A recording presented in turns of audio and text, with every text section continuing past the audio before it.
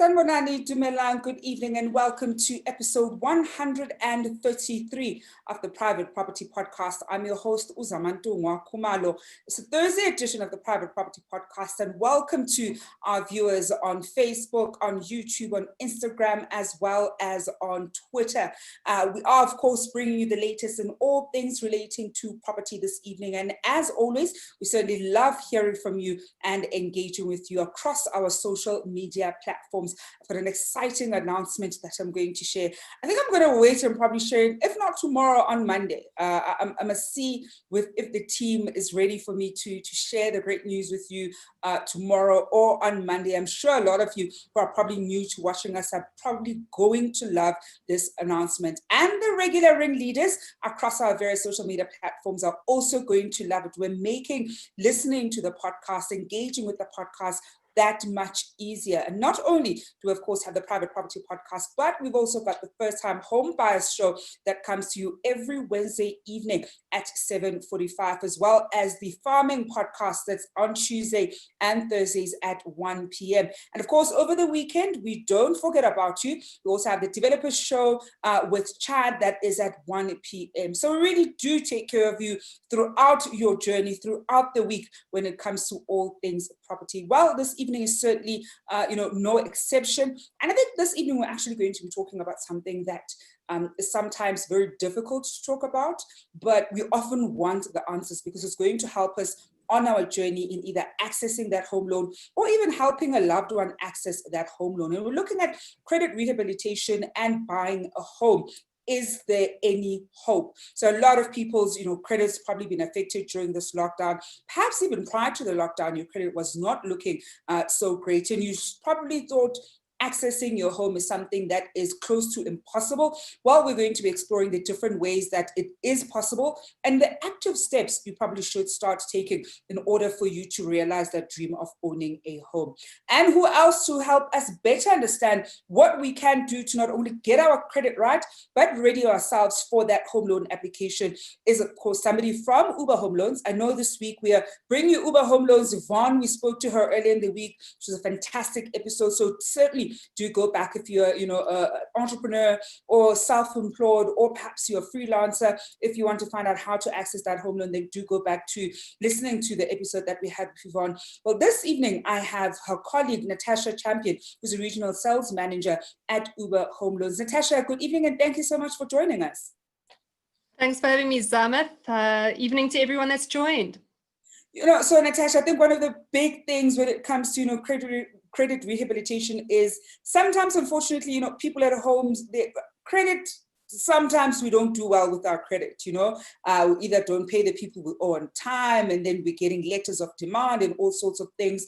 I think before we even look at if there's hope and what does that hope kind of look like, perhaps let's first take a step back and look at the different ways that our credit can sort of be negative, because I feel as though there are different stages to how people's credit is sometimes bad. Perhaps take us through almost a bird's eye view of the various stages where your credit is probably bad and could potentially make it difficult for you to access that home loan.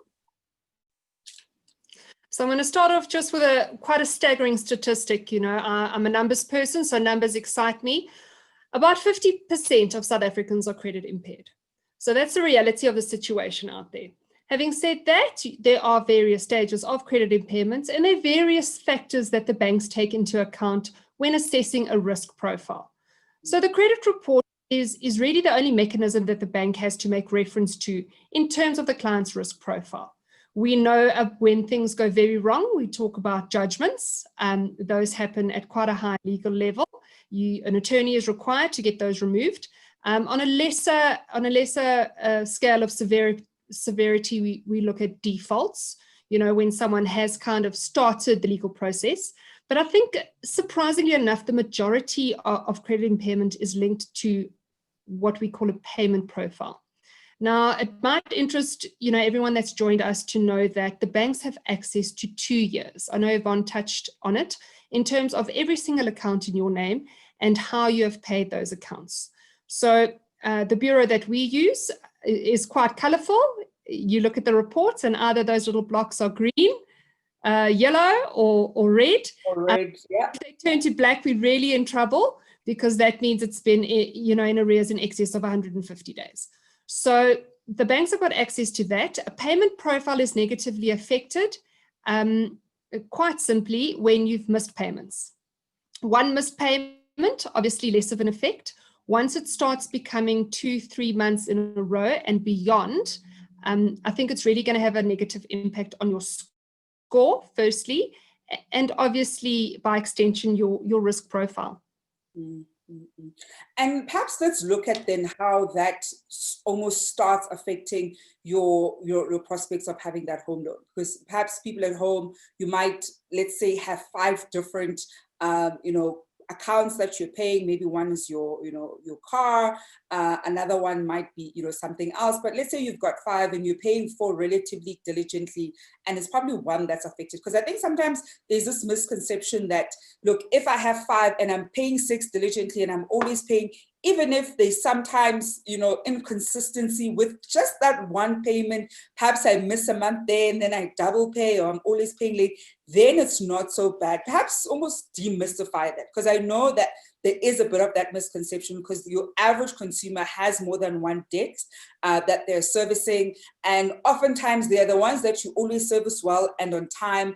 And then there might be those that perhaps come out on the 15th and maybe you get paid on the 25th. By then, all your money has pretty much run out. So that one is always just late or inconsistent. How does that also essentially work? Because I know people hold on to that misconception that, listen, at least to look at the other 4 and see that I pay them every month and diligently. I never miss that payment when it's on the 1st, but it's just this one little one that sometimes, gives me an issue. So if I'm reading into your question, are all accounts created equal? I think you're probably going to be slightly worse off if it's a bank product that you aren't servicing consistently. Anything from a home loan to a credit card, even to a personal loan, that's going to affect not only your credit score, but your internal score at that specific bank. So that's a double whammy. Having said that, you need to service every single account, minimum repayment on time. So if that debit order doesn't suit you, go ahead and change that debit order date, because as soon as it happens more than once, twice, 3 times and beyond, it certainly is going to have a negative effect. And, I always equate it to the credit manager that's sitting behind that desk signing off that loan. Regardless of the fact that the banks have to comply with the NCA, you go into the bank asking for R1 million loan, but you're not paying your true worth account, 200 Rand a month. So that's kind of the rationale that we need to attach to the frame of reference that is the client's credit profile and how it relates to their risk profile. Mm-hmm. And I think it's probably, I actually like the analogy that you've almost drawn on, right? I mean, if you're going to be applying for that R1 million loan, perhaps the payment is like 7,000 rands and you're struggling to pay 300 Rand a month. How are you going to then suddenly pay 7,000 rands consistently for 240 months? And we probably, as a consumer on the other end, don't quite look at it like that, because you're thinking, look, it's a home loan. This is a different ball game altogether. I'm paying my rent, so perhaps I'll always make that, bond payment on time. Except, I always say to people, there's home loan payment just hits differently. In as much as you're sort of used to paying rent, for example, the moment you have that home loan and that debit order goes up the first time, there's almost a mental shift that happens for so many people. But I think, Natasha, then we also know that, as you're saying that you when we started talking, you're saying how 50% of South Africans are essentially, credit impaired. That paints a picture of how so many people are essentially in a dire, financial state, or the state of their finances isn't that great. And of course, a lot of them do have ambitions of accessing home loan facilities. How do we then, if you're a consumer and you know that you're credit impaired in one way or another, what should we start doing right now to slowly get ourselves ready to be able to access home loans? Because I know so many people have those aspirations, never mind going into, investment properties, but certainly owning the home that you're living in. So first, let me say, it's not necessarily an indication of poor payers or people that that are high risk in terms of their profile. It's also down to lack of buyer education. I mean, that's why I love what you guys are doing here, Zama, and sharing this knowledge with people. I never knew what my credit report was, until the first time I got it. It's not something, even though there is access to a free credit check annually, which I encourage, everyone that's joined to make use of. It's not something that really occurs to us until we need it. So, I mean, please don't be so hard on yourselves. Now that you do understand the importance of a credit report, do pull a free credit report, understand it, seek guidance accordingly. I think if we've gotten ourselves in a position where we realize that our credit score has been negatively affected, we need to understand why. And sometimes you need support to talk you through that report and explain exactly, where things might have come unrailed. So, firstly, we chatted about the payment profile. If you have had a couple of months in succession where you've missed your payments, 3 months paying those same accounts diligently is going to take your score straight up. Okay, so in as short a time as 3 months, just making sure you're paying the full minimum payment, but like to the cent.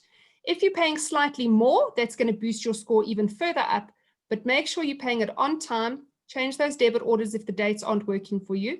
That is going to definitely assist. There's also a common misconception that the less debt you have, the better your score is. Certainly, people that have just qualified, maybe their first job, they've never had an account, which ironically, by many is considered to be financially responsible, not to have debt. Unfortunately, as we discussed, the frame of reference that the banks use being the credit score, if there is no score, because there aren't any accounts, we're in the same boat, because there is no frame of reference with regards to historic financial responsibility. So definitely start repaying those accounts. And then certainly if you don't have any accounts, I'm not encouraging anyone to incur debt, but if we're preparing for a home loan application to make your purchase ready, a small store account, maybe a cell phone account or even a bank credit card, open up at least 2 accounts, pay them very diligently for at least 3 months, the longer the better, and your score will be fantastic.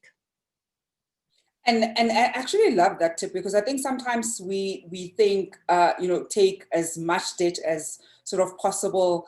And then you end up sometimes, falling into that debt trap, especially as young professionals, where you have, various responsibilities that are essentially waiting for you. You start working, even the banks are calling you up, offering you all kinds of great facilities as a young professional. And because you weren't, nobody sat you down and you had a good conversation around how you should be managing even the access to credit that you now essentially have, you end up having 5 store accounts instead of just one that you're using for purposes of slowly building that credit record. You end up having, your credit card, perhaps you even have an overdraft facility. And more often than not, you might just find in that first 6 to 8 months, you've racked up so much debt. I mean, I've seen young professionals who in those first sort of 6 to 8 months of working as young professionals have amassed more debt than what their annual, package is, which can be already just so overwhelming that then trying to kind of get out of that debt trap becomes an almost impossibility. And that's certainly some of the things that, I want us to look at after the break, Natasha, around how do we then, work through getting our score up. So we're in the event where we've now kind of damaged our credit score and it's fairly low. As you're saying, that the credit bureau that you use, can be very colorful. And let's say you're not seeing many greens, but if anything, it's in the red or in the black. What are some of the active steps that we should slowly start taking in order for us to get ready for getting that home loan? To viewers at home, I want to hear from you. I mean, I think a lot of us probably, end up getting into a debt trap early on into our careers. And sometimes it could, take many years to get out of debt and close off those, whether it's the store account or the credit card. What have been some of those financial decisions at home that you made when you were still very young that did actually prevent you from, accessing a home loan when you wanted to, that you had to slowly start working towards in order for you to finally be able to access that home loan.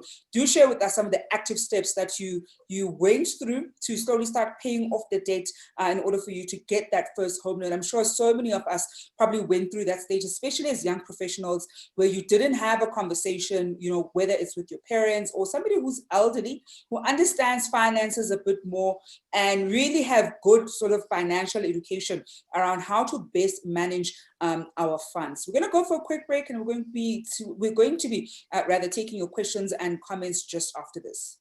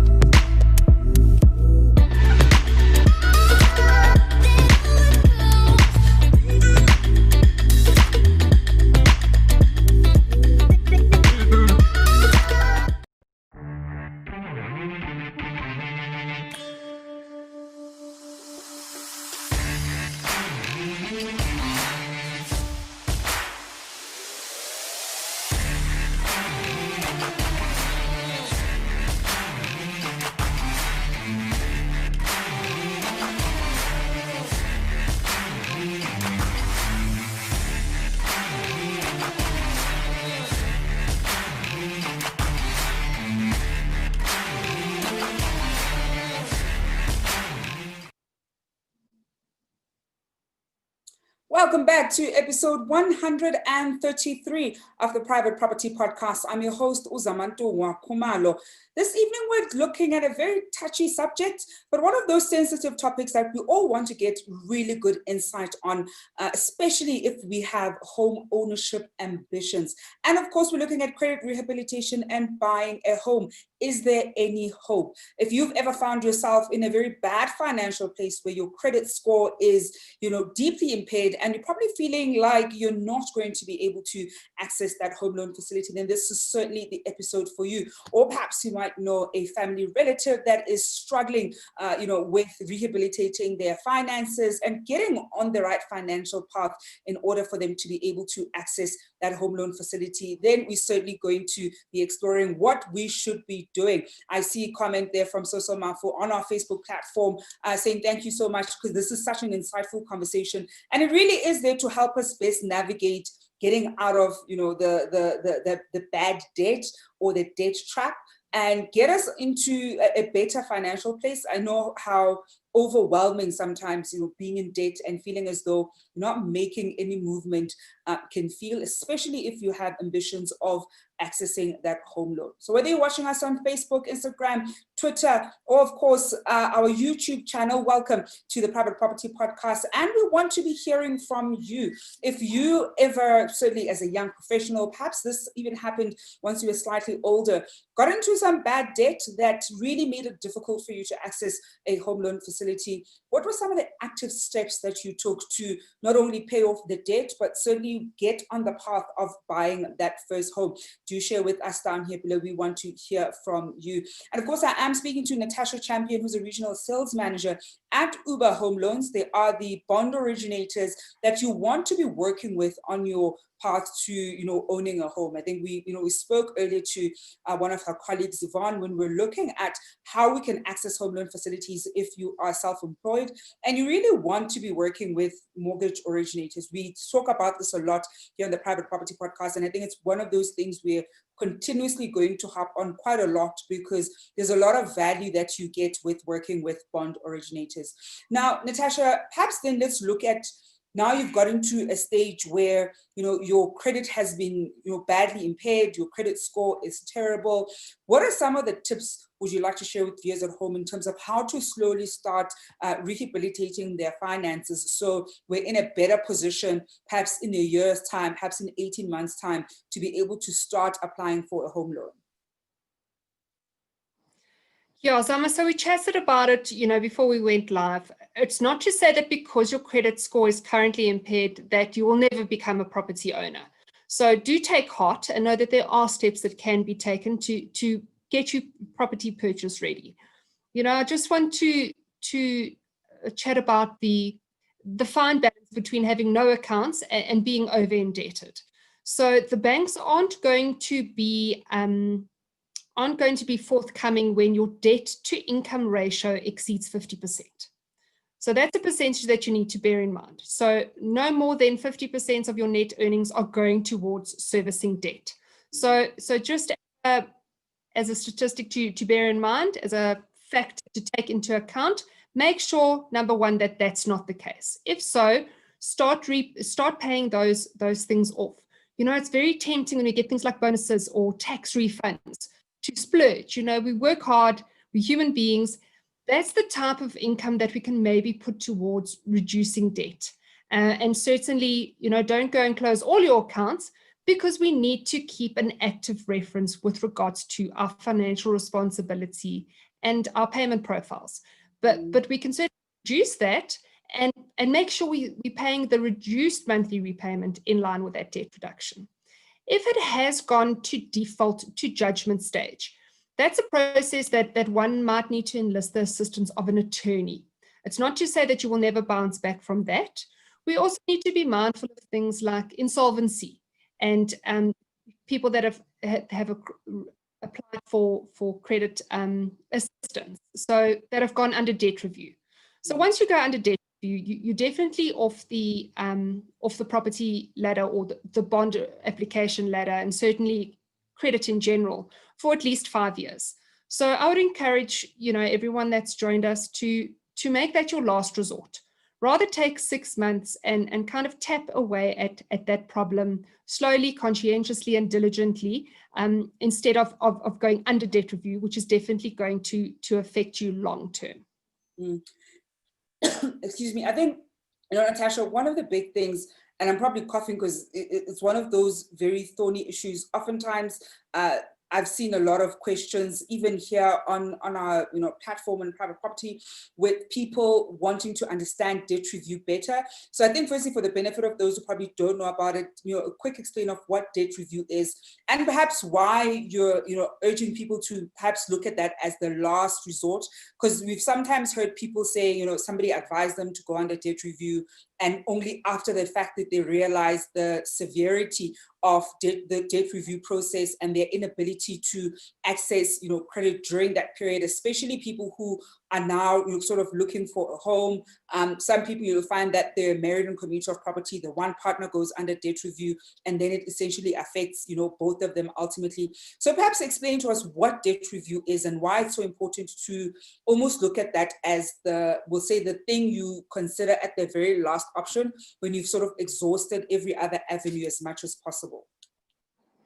So debt review is an outcome that obviously do use as a last resort, but certainly if people are in a position where they have no other choice, the debt review company will negotiate with your creditors for a reduced monthly repayment and potentially for a total reduced outstanding debt. So that needs to get registered also in court. It's a legal process. During the time that you're under debt review, you will not be able to access any additional credit, which makes sense. But that fact is also going to be a mark on your name for some time to come. It's not an account that we can come back and 3 months later, rectify and increase our credit score. Debt review is quite I'm trying to think of the right word. Not a drastic step to take, but certainly something that's quite official, that tells potential future lenders that in fact you have gotten into so much financial trouble that you've had to go this route, and it's going to be a red flag for the banks. Even kind of 5, 6, 7 years down the line, the banks are going to say, is this the type of risk we want to undertake, and find ourselves as a lender potentially on the same debt review ruling. So unless there's absolutely no other way out, I would encourage everyone that's joined us to try any other possible means to get your credit score under control, and do partner with someone that can explain to you, that can advise you. Our service is 100% free of charge, and we're aligned as ooba Home Loans. We empower people to own their own homes. So big dream of ours, and we're on your team. Mm-hmm. We are, of course, taking your questions and comments at home, whether you're on Instagram, Facebook, Twitter, or YouTube. Do send them through. We're talking about credit rehabilitation and whether there's hope for you to access that home loan. Of course, earlier on, I asked you, what your journey has been, if you had ever been in a lot of bad debt, and slowly trying to get yourself out of it so you can best ready yourself for walking that home loan journey, which of course is a very long journey. I often joke about how for so many of us, it's probably going to be the longest relationships that we're going to be in. And we've got a comment here from our Instagram page. It's coming from _RXDXY, who says, another tip I use is to double pay accounts, the minimum amount on the debit date and smaller amount in the middle of the month. That boosts the credit score. We've got a comment here from Christy Carpenter, who says, I found myself in a hole of credit card debt when I was younger. Having an accountability partner helped, and that's quite a helpful one. I think sometimes if perhaps you and your friend, you're now thinking, look, we want to get on the right path and want to be able to hold each other accountable, that's the one person you're able to share, some of your money goals with. I often sometimes on Twitter talk about having a money date with yourself, which is something so important, because then you're able to kind of sit down and have a very serious money conversation with yourself and look at the state of your money affairs. I think we often get so overwhelmed when it just comes to money that something as simple as going through your bank statements, just understanding what do you do with your money, becomes such a big, tedious task. So even setting that time aside for yourself, it can be 20 or 30 minutes a week where you just have a money date with yourself. And then, of course, have that accountability partner that you can say, listen, I've now paid off the car, or I keep adding a bit extra in order for me to be pay off the car. It certainly does go a long way. Also on Facebook, this one, a comment from Jenna Kate saying, loving this, thank you so much. It's only a pleasure, Jenna. And staying with Facebook, Hides Licitedi says, how long does it take for the credit score to be up after experiencing a bad credit? And how long must I wait to apply? So I think, thanks for that question. I think depending on the extent of the credit score issues, we've covered defaults, we've covered judgments, we've covered payment profile. So once again, we need to understand, we need to analyze that credit report, we need to understand where it's gone wrong. But if it has been a payment profile issue, as short a period as 3 months could certainly affect positively the score. I mean, I actually dealt with a client just this week who had a delinquent account, is what the banks like to call it. It had gone into arrears. The account was paid off and settled in August. And what's today? By today, the credit score had already gone up 13 points, which actually took the client to above the score cutoff. So for different credit bureaus, it's interesting that they've got slightly different ways of working, and different banks make use of different credit bureaus. So we make use of Experian, and Experian score goes up to kind of the high 700s, and anything below 600 is considered too high a risk for the bank. So in this specific case, the score went up sufficiently to make them eligible to be assessed by the bank, and that took a period, from August to October. So it can happen as quickly as that. And we actually, I think, Natasha, we're seeing a lot of our viewers at home wanting insights into how long it takes. So we've got another question here from one of our top fans on Facebook, Semi Mahlatsa, saying, Zama, I took back my finance car back to the dealership, and at the end of the day, they take it, but it has a shortfall of around 30,000 Rand. How long must I wait to buy a property? Yeah, so if they've taken judgments against you or default for that amount, that's something that could potentially take slightly longer if it's gone the legal route. So we need to understand exactly, what action was taken by that vehicle company. Has it gone legal?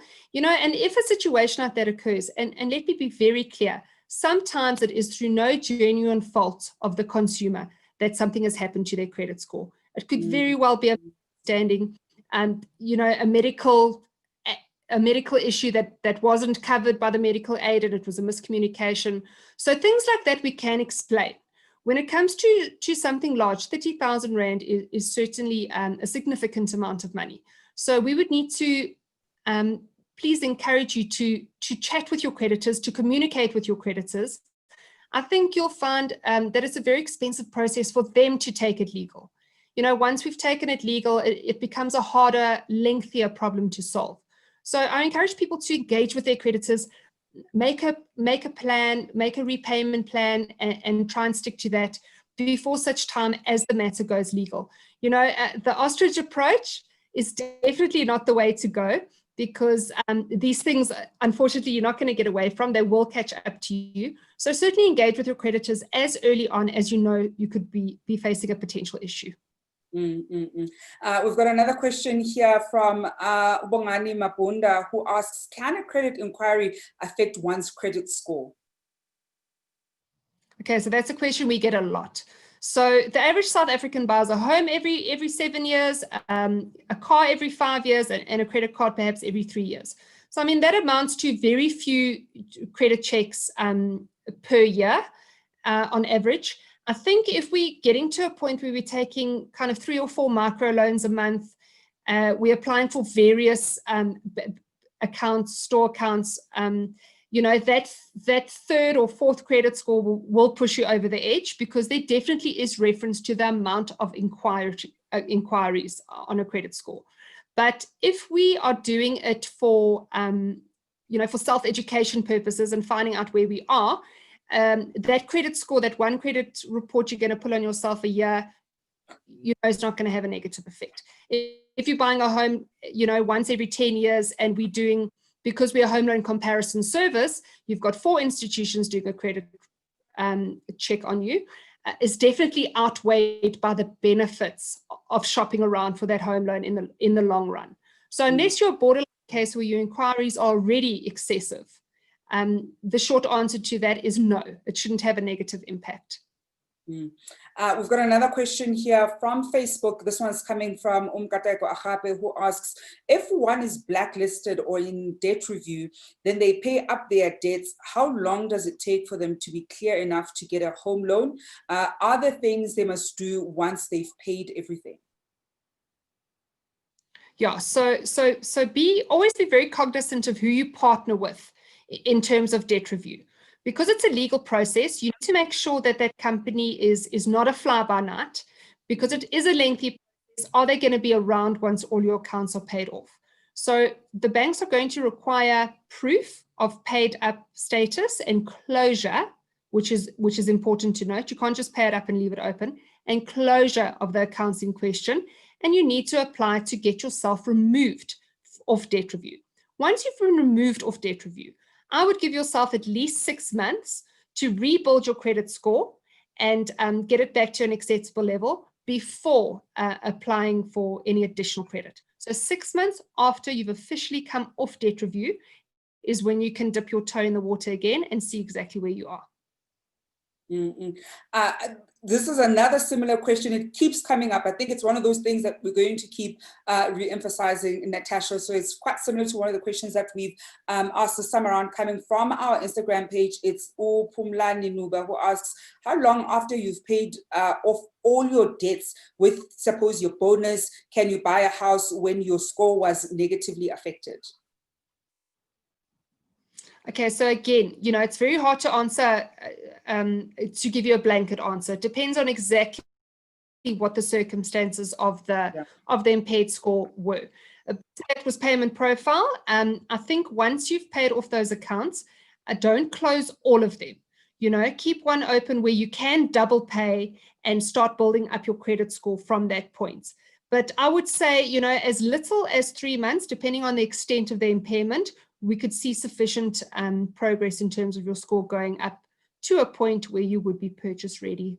I can certainly see, Natasha, that I think one of the big things that a lot of us, and you even said it earlier, is we probably need quite a lot of sort of consumer education, that some of these financial mistakes that we make are by no doing, by no fault of our own. It really is because we probably didn't have access to the right information at the time, or perhaps the people who are giving us the information just wanted a quick sale.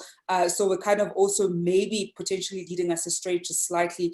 And so I'm really glad that we're getting quite a lot of questions around this one, because as I said when we started this conversation, that it can be quite a difficult conversation to have. I think oftentimes when we talk about debt, it can be such a heavy thing, especially once you have quite a lot of debt. I think sometimes you can feel quite a lot of shame around it because you think, look, I'm an adult, I should be able to handle my money matters. I certainly want to say to viewers at home that there shouldn't be shame with it. There are ways to navigate it, as Natasha has said, that you also shouldn't sort of blame yourself. I think one of the big things is once you kind of come to terms with this is where my finances are, what are some of the active steps can I slowly start taking to get myself into a better space, financially? So really judging yourself, don't do it. I think a lot of us do find ourselves, unfortunately, in very bad financial places where you've got quite a lot of debt for whatever reason. I mean, with sometimes it may have been, black tax, it may have been, you had so many responsibilities quite young, and you just took on a lot. So certainly do not feel as though you're not adulting well, because a lot of us, I think, have probably went through that particular stage. And I think now more than ever, it's about how do we then get to the next level? How do we deal with what we have? And how do we better understand and make well-informed decisions? So by the time we're accessing that home loan, we know better, because we would have been, of course, also going to privateproperty.co.za under the advice section. We're also looking at the different ways we should try to be managing our own finances better in order to gear up for the home ownership journey. We've got a question here, and I'm going to just make an assumption based off the question that this is somebody who's self-employed. And it says, if I pay myself a salary that's fixed for at least 3 months, is it going to help me get credit from stores so that I can be able to build my credit? So this is somebody, let's say you don't have any credit at the time, perhaps you might be a freelancer, whatever the case is, but you now want to obviously start getting credit. And in order to access credit that first time, the stores are going to want some kind of proof that you can even pay that, whether it's a Truett's account or Mr. Price account, they'll obviously need some form of way of knowing that you're working. So is it then advisable that they kind of sort of pay themselves, let's say that 3 months, and slowly start building up that credit for themselves? Yeah, so for a self-employed applicant, in order to apply for any sort of credits, I mean, I can only really speak with conviction on a home loan application, but I would assume when it comes to store cards, the basics will remain the same. Are the earnings declared reflecting in the bank statements? Are they doing so consistently?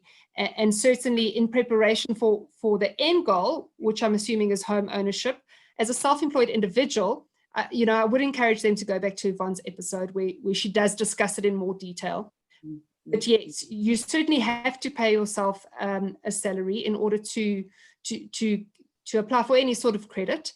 And if you're doing so with a store card to build up your credit score for an eventual home loan ownership, make sure that your financials are in place, that the salary you're paying yourself, is taxable. You've got a tax return. When it comes to self-employed, I can't speak to what the store card requirements are, but certainly for a home loan, they want to see 2 years worth of trading history. So make sure all your affairs associated with the salary you're drawing and the sanctity of the company as a whole, if you're using that as the purchase vehicle, are in order. So for a self-employed applicant, for a home loan, certainly, the preparation is slightly longer. But for a store card, I'd say for 6 months, if you're paying yourself that salary, it's going into your bank account.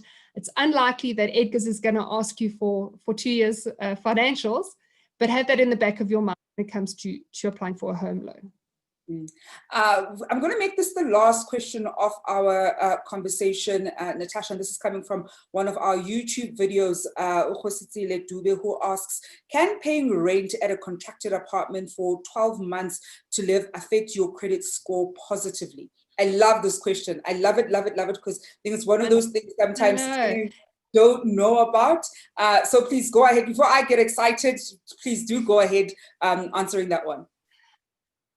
So the rental question, specifically as it relates to home loans, comes up quite often. If I've been paying the rent, so usually your landlord isn't a registered credit provider.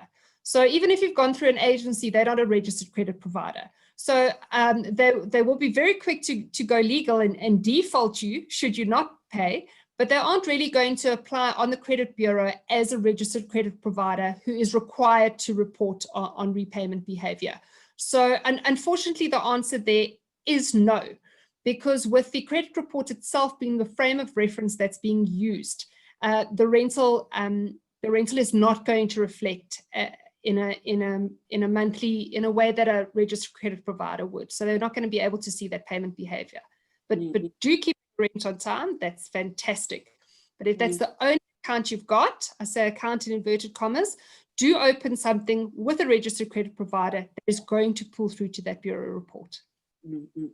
Natasha, we are going to leave it there. I think before we actually leave it there, one of the things that I'll certainly say with rental, we've particularly seen this with landlords that use TPN, and even landlords that use, or agencies that use TPN where they do actually log a tenant's payment history, that it does have a positive impact. But certainly, as Natasha was saying, that shouldn't be your only account, as it were, because then in that instance, you're not going to be appearing on all the major credit bureaus, which is of course something that you want.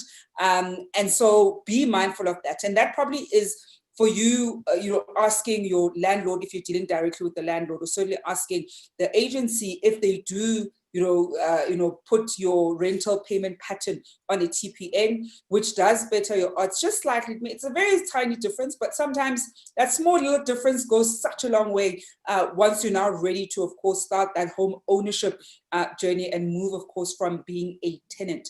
Well, Natasha, we are going to leave it there. I did say I'll probably, steal a little bit extra of your time for our conversation. I think this is one of those conversations that we're going to come back to as many of us slowly start making sense of our finances, slowly start getting to know more and more about some of the financial decisions that we probably may have made when we were younger that, have negatively affected the state of our overall finances and the different ways to essentially navigate them in order to prepare ourselves for home ownership. Natasha, thank you so much for joining us and good evening. And that is Natasha Champion, who is the regional sales manager at ooba Home Loans. I do hope, at home, that this has been an insightful conversation that also gets you ready sort of mentally, because I think sometimes you might know what you need to do sort of physically, but we're realizing that finance is also this mental thing. That you come to terms and realize that, as Natasha said, and certainly as we've said in this conversation, that there's no shame in being in bad debt. There's no shame in the state of your finances not being where you want it to be. You're not adulting incorrectly. I think the state of sort of inequality and gender pay gap and all kinds of pay gaps are a reality. Now more than ever, it's about what are some of the active steps you want to slowly start making in order to financially prepare yourself for some of the, the next steps, certainly in home ownership. Well, that's it from me, Zama Khumalo, and the rest of the private property team. This earring has been wanting to fall this whole episode, so there it's now finally falling. That's it from us. It's probably our cue to wrap up and go. That's it from us on the Thursday edition of the Private Property Podcast. We are, of course, back again tomorrow with the Friday edition of the Private Property Podcast. I know I keep promising a great what's this announcement? I haven't forgotten. I'm going to find out from the team if I should share it tomorrow or on Monday. Well, until then, I do hope, as usual, you're staying home and staying safe. I'll be back with you tomorrow evening.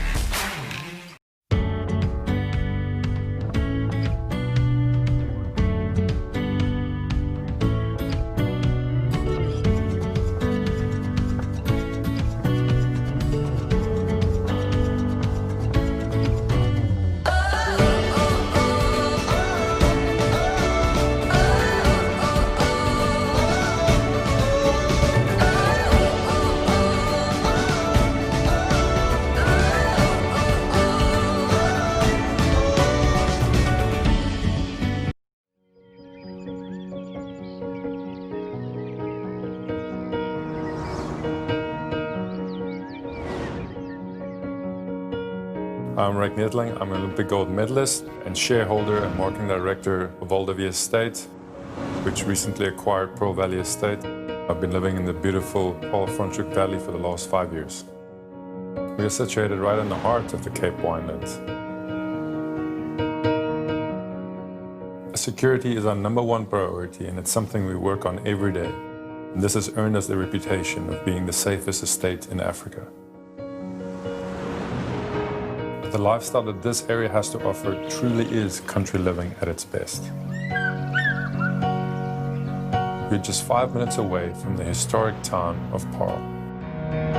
Paarl really is an incredible area to explore, with little gems like the Spice Route and Fairview Farms. But the biggest attraction is the excellent schools. Franschhoek, on the other hand, is a major international tourist destination, and also known as the culinary capital of South Africa, with a diverse offering for every palate and occasion. Our recent acquisition of Pearl Valley is a major game changer for us. Our residents can now enjoy a wide range of amenities unmatched anywhere else in the world. There's the world-famous Jack Nicklaus Signature Golf Course, which is consistently ranked among the top golf courses in South Africa. And there are some beautiful properties on the course. Valdivia really is the ideal family environment.